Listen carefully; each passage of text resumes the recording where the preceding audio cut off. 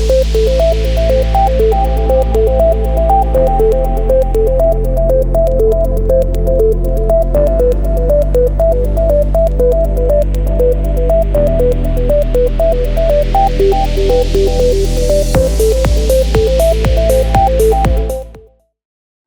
and welcome, everybody. Thanks for tuning in to MetriSight, a podcast from Metrigy.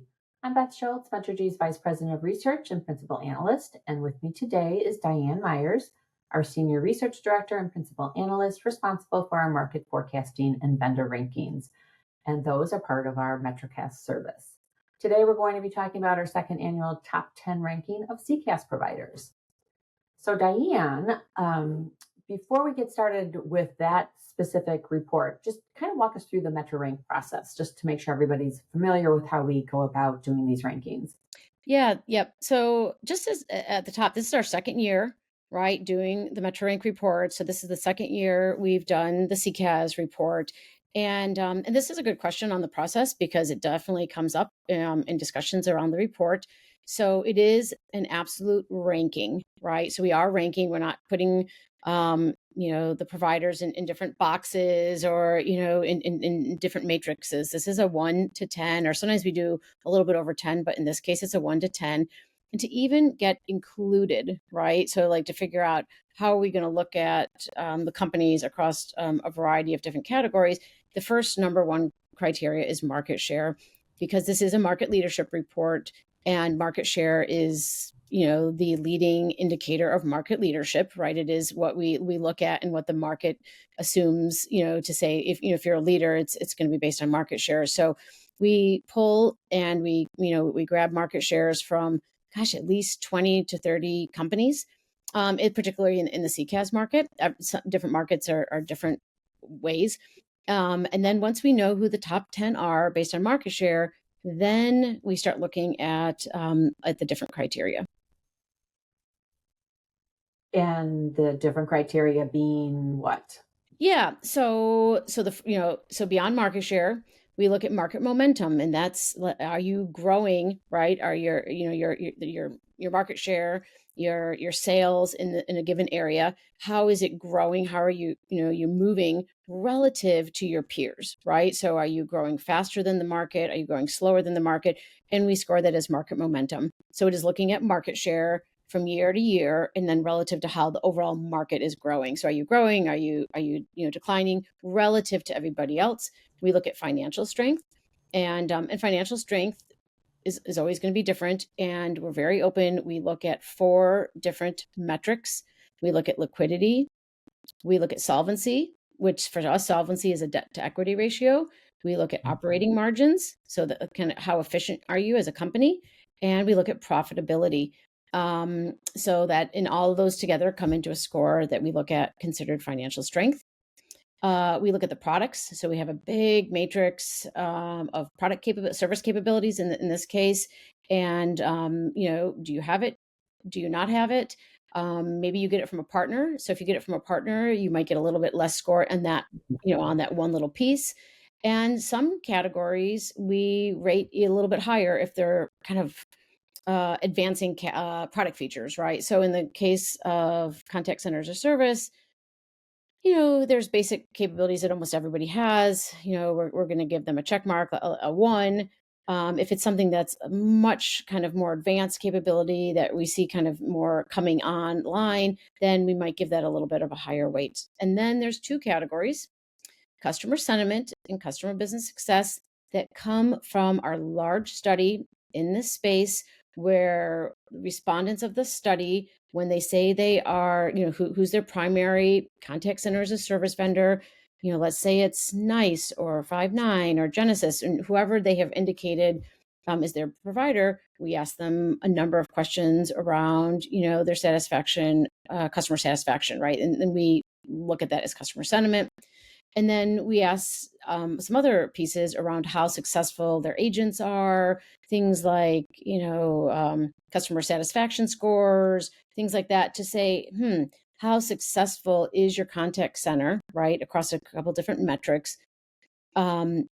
by using this platform, right? You're using this platform, and are you finding, all of these improvements in different categories, agent efficiency, things like that. And then that becomes a score. So we really look at um, what, across this area, let's see, 6 different pieces.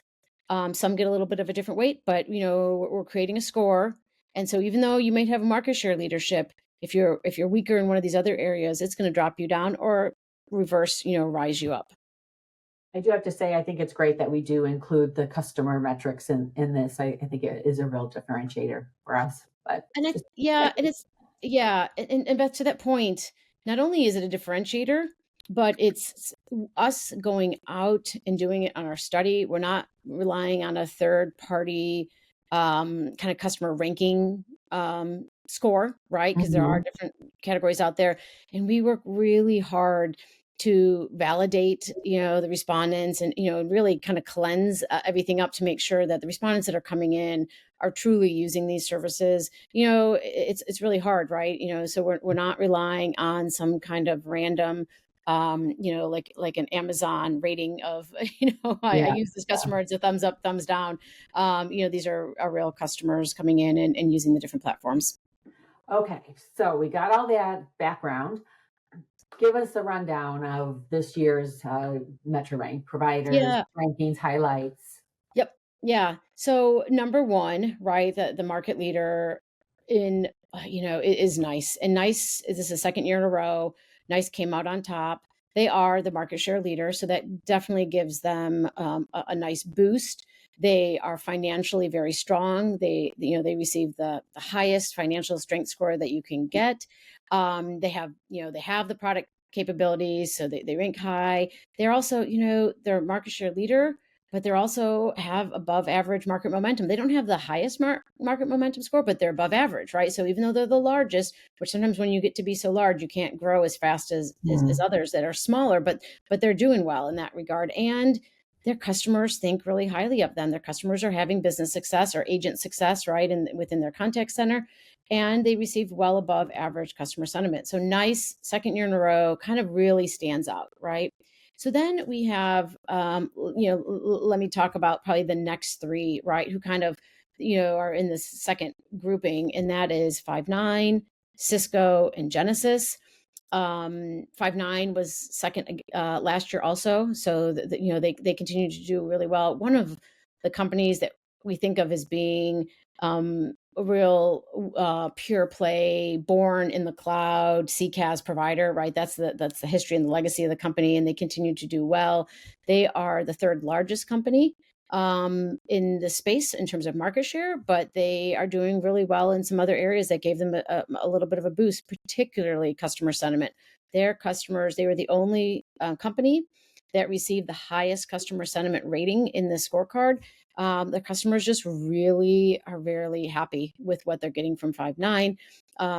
Cisco is third. Cisco is a little bit lower market share, but where they really shine is, as a larger company, they have the highest possible score of financial strength.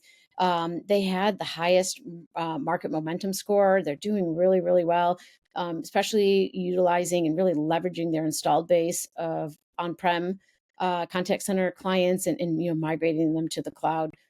The fourth company, so the three, the Five9, Cisco, and then the third is Genesis, right? So Genesis is the second largest in terms of market share. They're privately held. We get some input on financials, but not full. So that kind of is a little bit of a we don't have all the financial strength components, so that definitely brings them down a little bit in weighting. Well above market momentum average, doing really, really well. They've got all the product pieces in place, and their customers are really finding business success, right? So they have high ratings in business success. Let me just mention, let's see. So the other companies in the space: AWS, TalkDesk, Vonage, 8x8, Content Guru, and Twilio. Content Guru, I'll just highlight for a little bit because they're new to the scorecard this year. They're a new entrant. They pushed some other providers off the list, but Content Guru, they don't have a top 5 market share, but they clearly they have a top 10 market share. They're also privately held, so their financial strength. We did get some components. We don't have everything from that perspective. They have average market momentum. They have average product mix, and but really for them, it's just they're one to watch, even though that they're kind of lower on the list. I think they're doing some interesting things, particularly in Europe, their home region, but even some stuff here with FedRAMP and what they're pursuing here in North America. So I think they're worth pointing out. Great. So you mentioned nice 5.9, same position from last year. Content guru came in, bumped on out the lower end. Is the list kind of what you had expected? Did you the changes that you saw? Did they surprise you? Yeah. What do So you? yeah, I mean, there was a little. I mean, AWS rose a little bit. TalkDesk rose a little bit. Those two companies had better scores in different areas, so that gave them a bump, right? So they definitely kind of rose in the rank, which is great for them. I honestly, you, I thought there might be a little bit more of a mixing up at the bottom, right? If that makes sense. When I say bottom, it's not really bottom, but in terms of market share. So the two companies that kind of just missed the mark that were in last year. Last year we did 11 because it was so close, but the two that kind of got pushed off, they're still doing great things, and that's Sprinkler and Dialpad. They just missed the cut, and so there's a lot of dynamics when I think about just the market share and where we're at. From just a market share perspective, we think about the lower half being Cisco, Vonage, Content Guru, and Twilio, and then we have Sprinkler and Dialpad kind of right in that mix. And honestly, it could change like next year, right? We could see those bottom 4, 5 companies, 6 companies, if you think the two that didn't make it, really switching it up next year. And then we have a whole bunch of things. So I think the interesting thing for me is, yes, AWS and TalkDesk, they definitely did much better this year. Content Guru was new, but how is this all going to shake out in terms of market share, even just below that? And so I mentioned Dialpad and Sprinkler, but we have RingCentral new, right, with their new service coming in, and how fast they'll be able to grow, and can they catch up this year, or does it take them 2 years? The other one is Zoom. Zoom is doing really well. They also are just missing the cut, but how fast they're moving. Do they knock someone else off, right? How fast do they do? And then the big unknown is really Microsoft. And I don't think Microsoft will be large enough and to really take anyone out in 2024, right? Because we base the market share based on the end of the year. So I don't think we'll see Microsoft in this report next year. But does Microsoft start to really shake things up? And that to me, Microsoft may be the biggest wild card of all. And how does that look in 2 years, right? And how does it shift things? Yeah, that Microsoft has certainly been on everybody's when is it going to make a move, and what's going to happen when it does. So it's Yep. I'm sure a lot of people are going to be watching Microsoft over the next year or two. Yep. Yeah, because sometimes the interesting things are happening just off of these top 10 that can really shake things up. Yeah.